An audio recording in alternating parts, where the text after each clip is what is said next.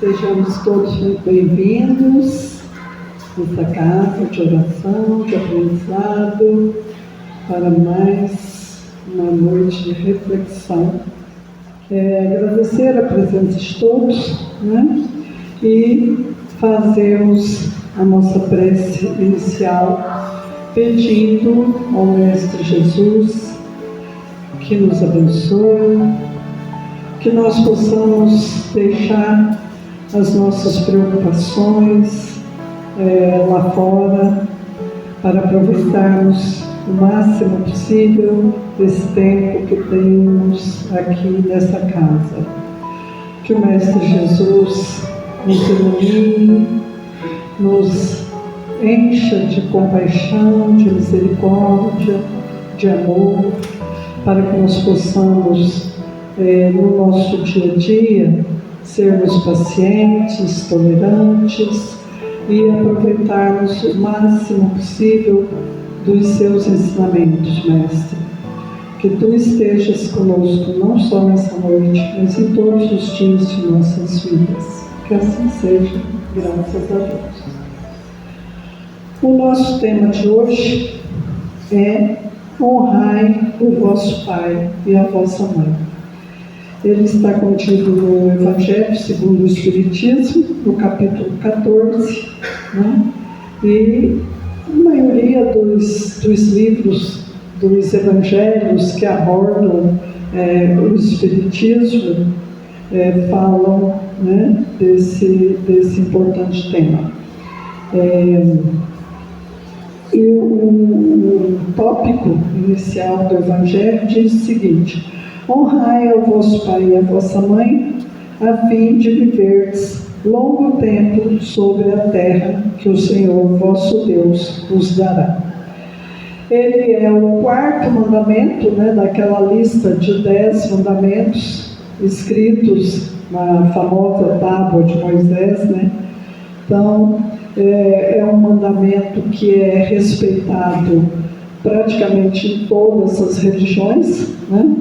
Porque, de fato, ele tem uma importância muito grande nas nossas vidas, né? Honrar pai e mãe é de suma importância para o nosso bem viver. Mas aí no próprio Evangelho tem uma pergunta que diz o seguinte: como que eu vou amar o meu próximo se eu não amo o meu pai e a minha mãe? Né? E há uma resposta que diz o seguinte: eu não estou, Jesus falando, né? Eu não estou dizendo para você amar o seu pai e a sua mãe. Eu estou dizendo para você honrar o seu pai e a sua mãe, que é diferente, né? Você honrar alguém ou amar alguém é diferente. O honrar o pai e a mãe é você não envergonhar os seus pais, é não ir para o crime, é não ir para os vícios, é não fazer algo em desacordo com aquilo que você aprendeu, né? Porque quando a gente traz o nome do pai, né, o sobrenome do pai, quando você carrega essa história dos seus pais, você precisa dizer com orgulho de quem você é filho, né? E tem até, o mineiro gosta muito daquela frase, né? Você é filho de quem? Você é filho de quem? E é muito isso mesmo, porque o saber quem é o pai ou a mãe da gente diz muito, né? Quando eu era menina, há um longo tempo, quando a gente falava em namorar alguém, a primeira coisa que os pais perguntavam era: quem é o pai? Quem é a mãe?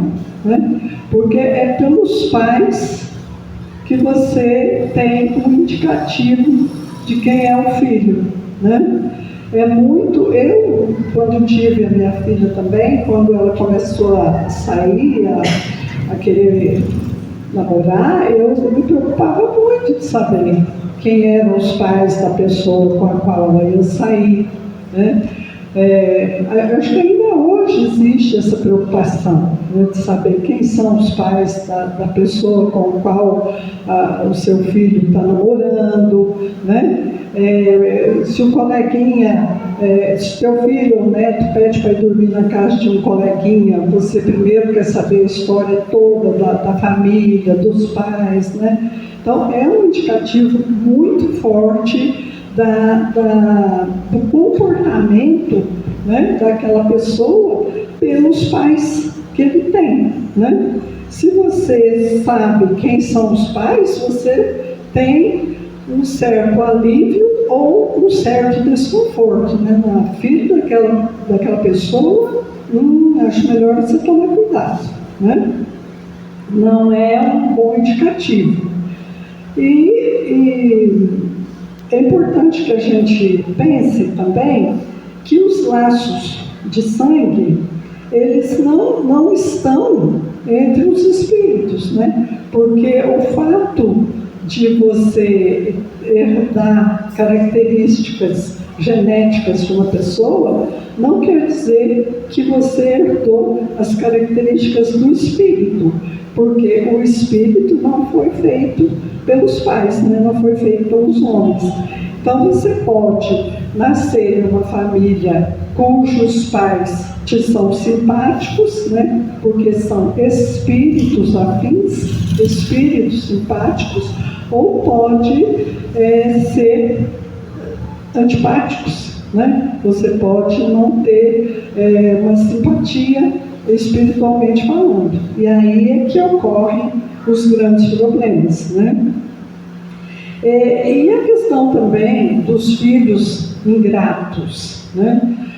Eu acho que no passado, mais remoto do que recente, os filhos guardavam uma relação de respeito maior do que a gente vê hoje em alguns casos, né? Generalizando. Por exemplo, a minha mãe morreu aos 94 anos, eu ainda tomava bênção, eu chamava de senhora, meu pai eu chamava de senhor. Hoje a gente não vê as crianças, os meus netos, eu insisto o tempo todo para eles tomarem a bênção, de vez em quando eles tomam, mas na maioria das vezes não. E já minha filha, que tem 40 anos, nem pensar de tomar bênção, de me chamar de senhora, né? É até estranho hoje você ver uma criança chamando o pai ou a mãe de senhora, de senhor, né? Então houve uma mudança muito forte nessa parte cultural. Isso não quer dizer, entretanto, que haja uma ingratidão, que haja um desrespeito. É uma mudança de cultura, né? Mas a gente tem que observar muito para que isso não se torne um caso de ingratidão, né?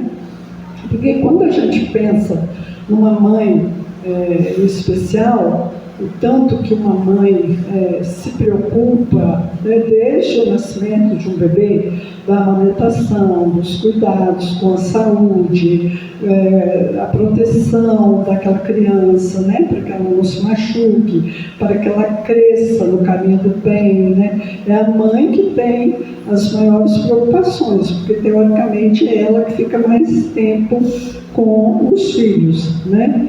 A mãe nunca negou amamentar uma criança, dizer, não, eu não quero amamentar. Hoje, às vezes, a gente vê alguns casos, talvez mais por questões de saúde do que por falta de amor. Eu não quero amamentar, eu não gosto de amamentar.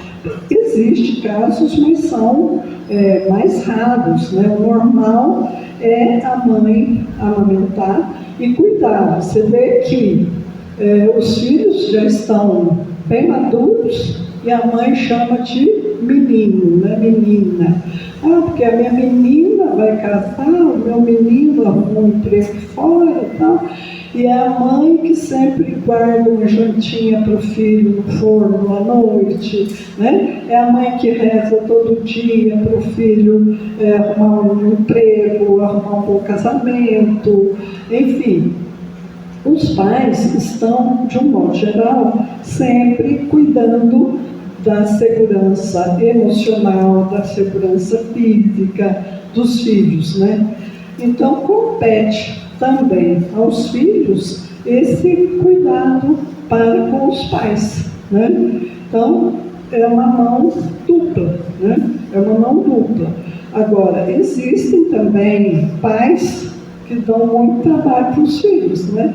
Os filhos estão sempre ali tentando fazer com que o pai seja mais flexível, mais maleável, que tenha uma boa relação familiar, mas também a gente vê casos de filhos, quando você pergunta por que você não tem esse cuidado com seu pai, ele diz, eu não tenho uma história boa com meu pai. Meu pai bebe, meu pai bate na minha mãe, meu pai, desde que eu era pequeno, que ele não fazia nada comigo, não me levava para brincar, para futebol, não sei o quê. Então, eu não tenho uma relação boa com meu pai. Além do mais, eu não pedi para nascer. Então, é muito comum, principalmente adolescente, né, entrar com essa história. Eu não pedi para nascer, agora eles que se virem. Tem que fazer o que eu quero, porque é o reizinho da casa, né? Quando, na verdade, todos nós pedimos para nascer sim. Ninguém veio a esse mundo sem ter pedido. Quando a gente está planejando a reencarnação, a gente ajusta, né? Que quer nascer, que quer, de preferência, naquele pai, naquela mãe. Então, a gente pede para nascer sim. E quando a pessoa, às vezes, tem essa relação difícil com os pais, ela, por outro lado, ela quer construir uma família legal, que é para não seguir o padrão, né, de desarmonia com os pais. E aí o que acontece? Ele quer construir uma família amorosa, uma família sem ódio e tal, mas ele está sequelado, ele está machucado em relação à vida que ele teve com o pai, com a mãe, né? Então ele tem uma mágoa no coração, mas ele quer transformar aquilo numa família de amor, numa família de carinho, que seja o padrão que ele sempre imaginou em termos familiares. Mas aí fica meio difícil. Então, se ele consegue fazer uma volta com o pai, né, de perdão, de entendimento, ele vai ter mais facilidade de ter a família dos sonhos dele, desde que ele esteja já em condições de perdoar, de ser grato aos pais que lhe deram a vida, né? Se ele souber ter esse entendimento, certamente ele vai ter mais facilidade para criar a família, para construir a família dos sonhos dele, né? E na velhice, quando nós pais chegamos à velhice, há necessidade que os filhos cuidem, né? Dê o repouso necessário, cerque de carinho esses filhos, porque porque eles vão estar fragilizados, na maioria das vezes doentes, já não têm condições de cuidar dos filhos. Então, a nossa obrigação, em termos de evangelho, quando Jesus fala, né, de honrar o seu pai e a sua mãe, é da gente cuidar do conforto desses pais, principalmente na velhice, né? E se eles não têm condições financeiras, nem condições físicas, aí que os filhos precisam estar mais próximos.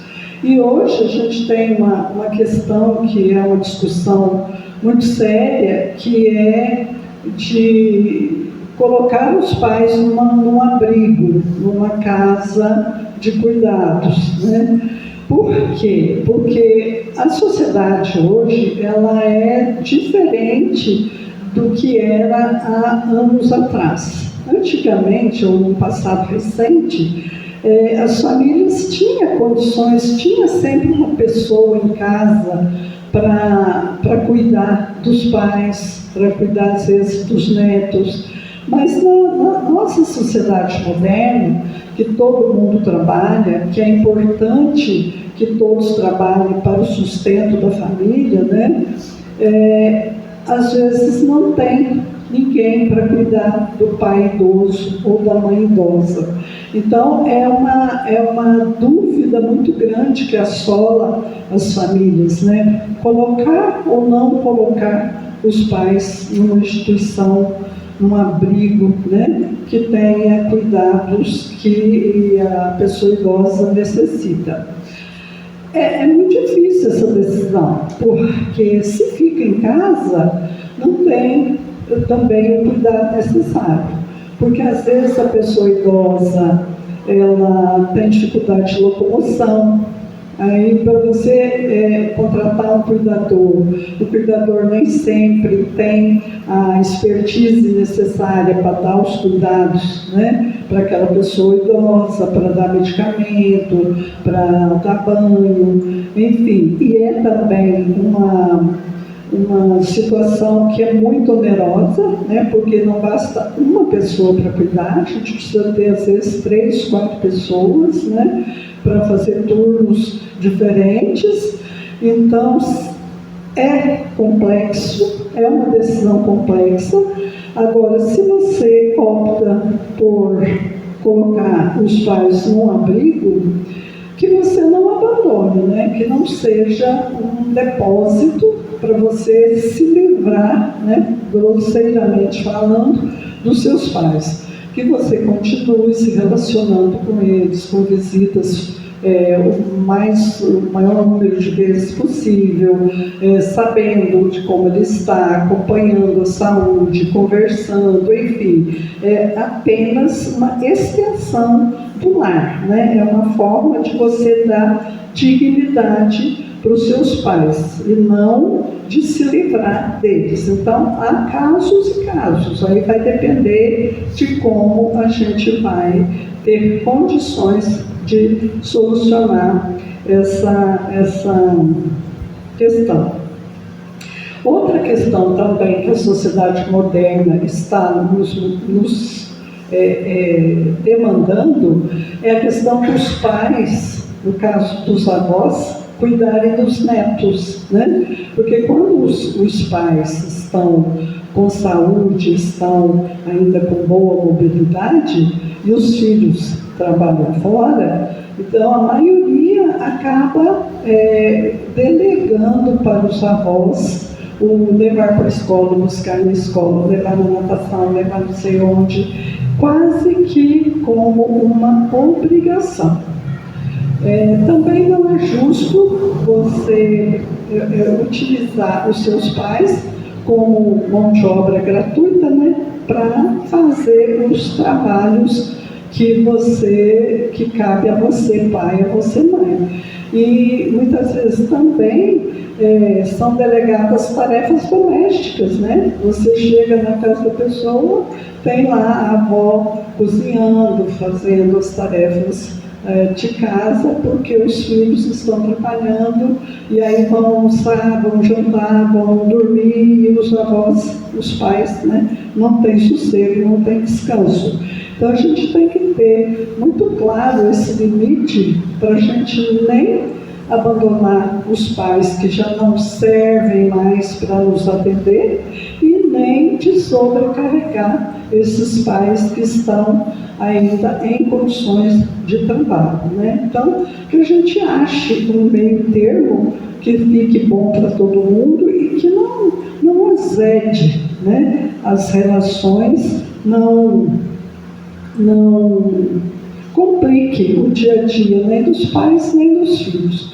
Porque outra coisa também é que nós temos, às vezes, pais que não tiveram oportunidade de aprender boas maneiras, por exemplo, à mesa. Aí, os mesmos pais que estão ali no dia a dia, cozinhando, arrumando, fazendo as tarefas do lar, na hora que os filhos vão receber alguém para o jantar, a primeira coisa é botar os pais num lugar isolado.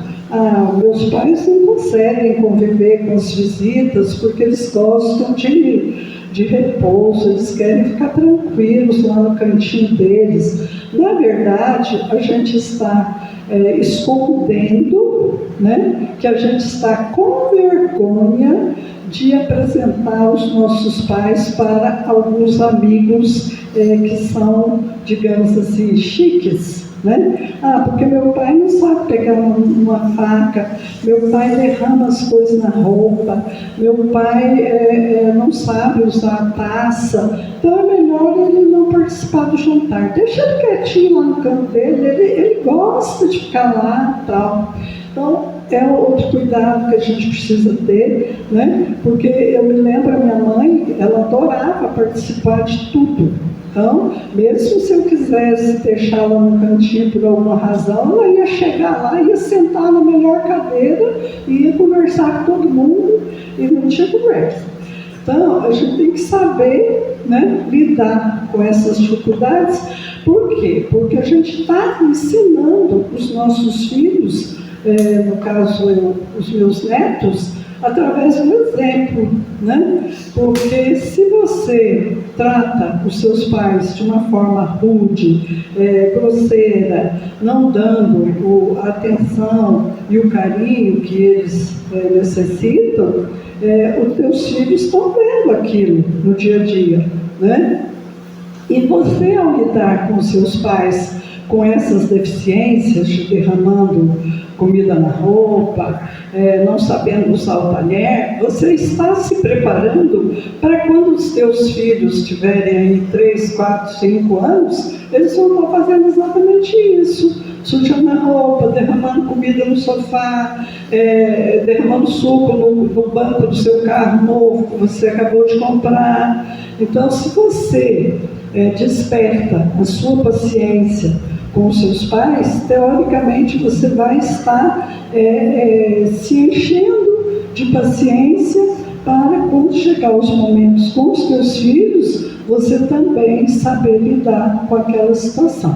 Veja, são detalhes assim do dia a dia que parecem simplórios, mas que impactam muito na nossa forma de ver, de agir, de decidir, né? Como fazer, o que fazer, porque é importante que a gente não perca de vista que com as tecnologias que nós temos hoje, avançadas, nossos pais, nossos avós vão viver bastante, né? Eu já falei que antes dos 100 eu não saio daqui de jeito nenhum, eu estou na área.